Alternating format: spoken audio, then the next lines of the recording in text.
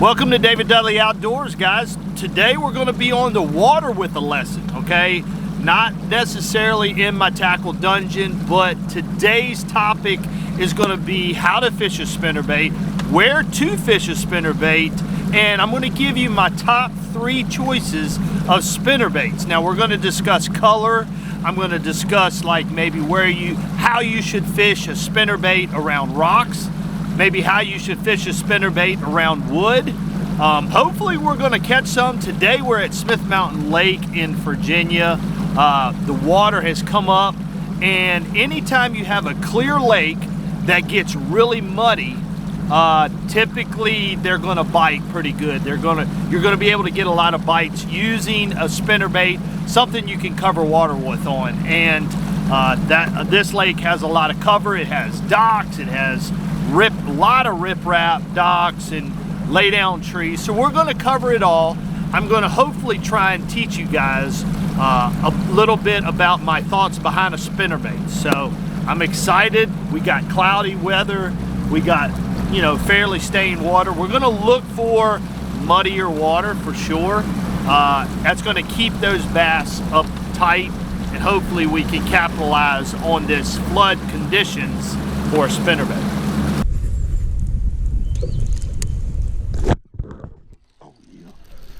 Oh yeah.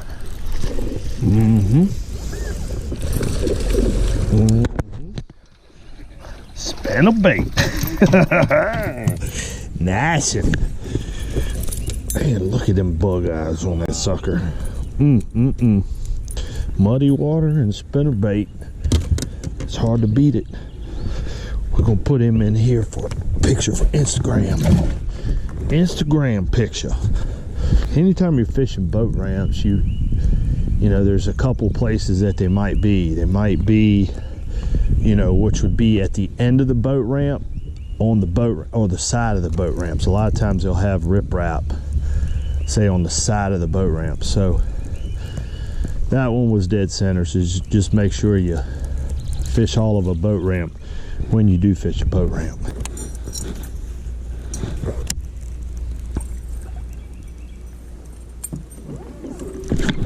Oh gosh, that was so cool. Golly, that was so cool. Oh my gosh. Anytime you're throwing a spinnerbait, guys, you got to, if you saw, like it was that far, like right on the rocks. So when it's super muddy like this, then the bass like to get their nose like dead right on the rocks. So it's very important that you keep it as close to the rocks as you can. And what I think with that is that it gives them sunlight penetrates there the most. They feel comfortable around cover. They feel comfortable. They can see, so they're gonna be up there in really shallow water. So make sure you keep it close into the rocks or cover or whatever it may be. Gosh almighty. Oh my gosh, that's so cool, man. That's a big one. That's a big one. Get in here. Oh my gosh. You're having too much fun. Oh my gosh, yeah. Look at that. That is definitely Instagram worthy right there. So we started, and then when we hit the main lake was still really, pretty clean. Got him.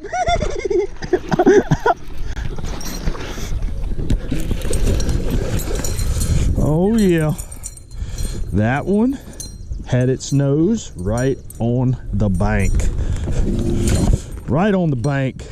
This is fun, guys. I haven't caught them good on a spinnerbait in really since 2003 at the FLW championship was really the last time. So that's been what, 17 years since I've caught them on a spinnerbait, and this is kind of fun. I know a lot of people throw it, but I throw a lot of bladed baits, and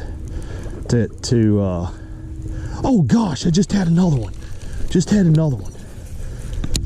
Oh, come on. Hit me again, punk. Hit me again, punk. Anyways, spinnerbaiting, man. This is, I actually might put spinnerbaits in my boat now, huh?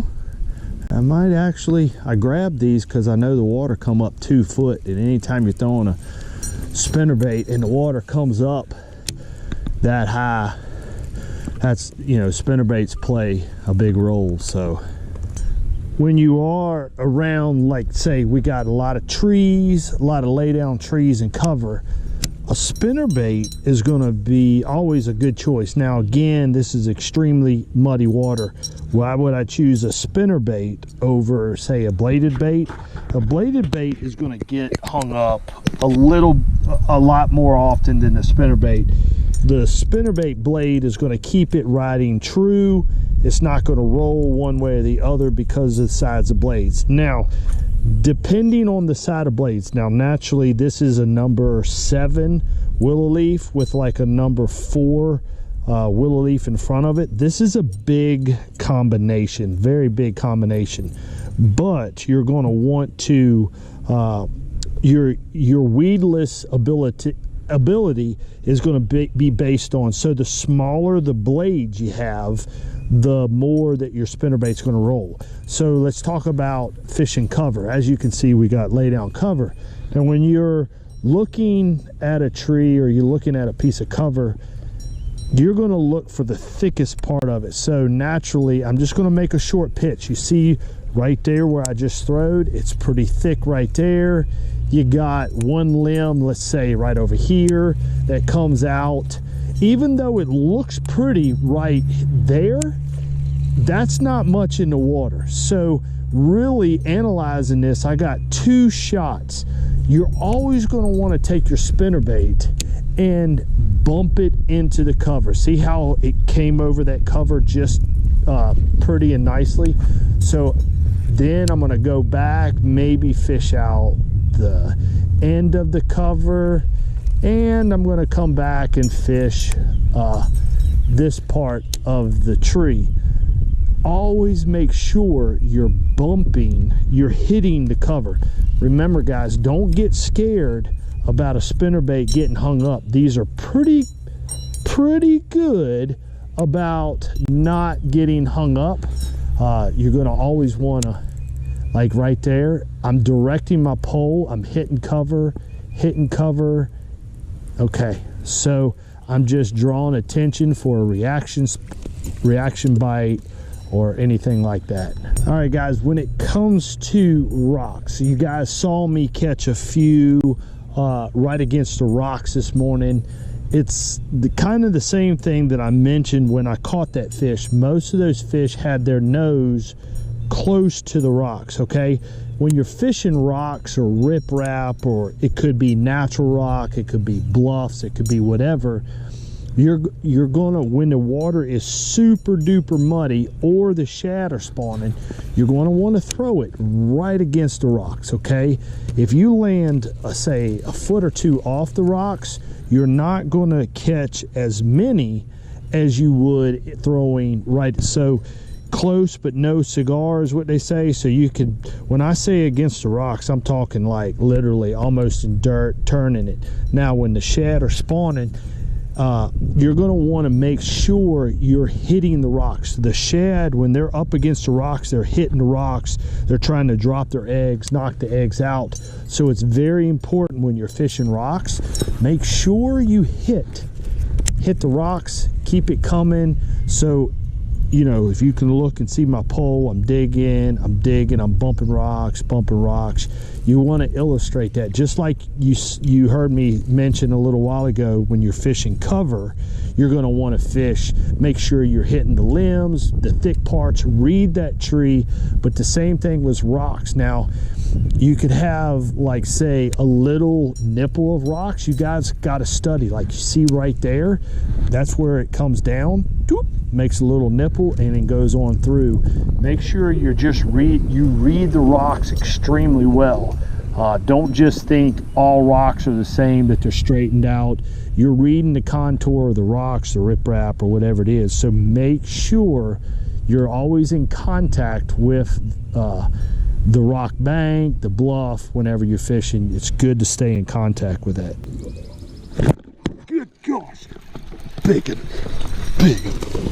Oh my gosh, I love throwing spinner baits. Look at that bass.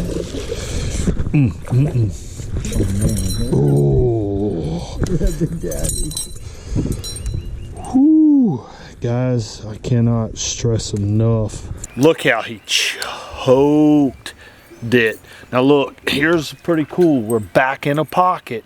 The water comes up. The theme of the day seems to be towards the back end. So we got a nook right here coming in, and you got a nice channeled rock bank right here. But either way, that fish is a daggum tank. We're gonna see what my 5 bass limit weighs here in a little bit. Giant. This is a giant. Oh my gosh. Oh my gosh. Oh my gosh. It's a giant. Oh my gosh. Spinnerbait action is on fire. I almost didn't throw behind that tree right there. I almost didn't throw. And yes, the back of the pockets is definitely playing a big role right now. I don't know what that fish weighs, but we're definitely going to weigh it. I know you're bigger than that. 513. 5 pounds, 13 ounces. All right, so let's take a little bit of time and discuss blade combinations. When it comes to blade combinations, I keep it very simple. I have 3 combinations that I basically use all over the country. Combination 1 is a number 6 or 7 willow leaf teamed up with a number 4 willow leaf. Combination 2 would be a number 6 Indiana teamed with a number 3 Colorado. And combination number 3 is a 4.5 willow leaf teamed up with a 4 willow leaf. Now all these combinations have their purpose. When it comes to very, very, very muddy water and early spring, I go with the big bladed monster. I use a 1/2 ounce or a 3/4 ounce typically with this combination. When the water has that just stain to it, pretty stain, not like ultra clear, I'm gonna go with the Indiana Colorado combination. Now, when it comes to the 4.5 and 4 combination, this can be used in clear water, it can be used in muddy water. It has enough flash, like say if you're fishing for smallmouth, it has enough flash if you're fishing in muddy water. The best all-around combo, in my opinion, is always going to be a 4.5 and a 4. It's kind of my go-to spinnerbait of all times. Now let's talk about color. Color can be all over the spectrum, where you're using loud colors, which is a pure white, like a very bold white, not even a pearl white. You could be using a bright chartreuse. You could be using pink, like they use at Lake Cumberland. You could go with the combo, chartreuse and white. Guys, I'm gonna leave this up to you, and I'm just gonna encourage you to try different colors with your blade combinations. Colors do make a difference. There was actually a tournament at Grand Lake last year. You could go back and watch that video where I was throwing like a pearl white skirt and the sun came out and I just wasn't getting the bites I wanted to. So I went to a more natural color skirt with a trailer on it and immediately started catching fish. Guys, it just encourage you to play around with colors, have a bunch of skirts available to you. It's a quick change a skirt and let the fish tell you what they want. Now when it comes to trailers, you heard me mention and you've seen on my spinnerbait today, I like a long 6-inch culprit worm. Okay, right here is basically all I'm doing. I take and break off about the distance I want. Typically I'm gonna come down to the first knot, break it off. I like that long curly tail, slender tail. The other choice is definitely going to be the split tail. Just a simple little thing. I don't know if it represents a little tail swimming in the water, or we're going to go with a actual boot tail swim bait. I don't really use these unless I get in heavy stained water. A lot of the times I want something bulky, I want to slow something down, then I'll use a trailer with a boot tail, but typically it's going to be the culprit or the Zoom split tail. So when it comes to rod selection, I love the rod that I developed for this. It's a Proficiency 7'2" medium heavy, but this is not your normal medium heavy. There's a lot of intricates in this rod that it took me 2 years to develop this rod. I use it for bladed baits, I use it for spinner baits. I use this rod, this is like my multi-purpose rod.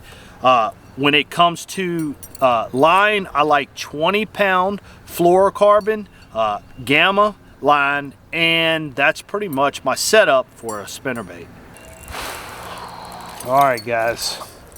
I think I've got you guys enough footage, enough fish catches, enough education to teach you a little bit about what I know about spinnerbaits. Guys, hit the thumbs up button and share this video if you guys have enjoyed it.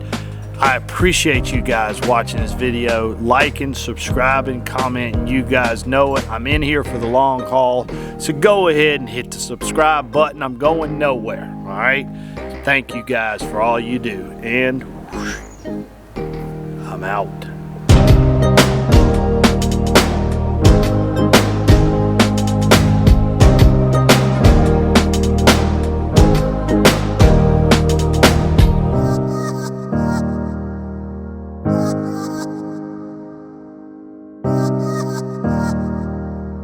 You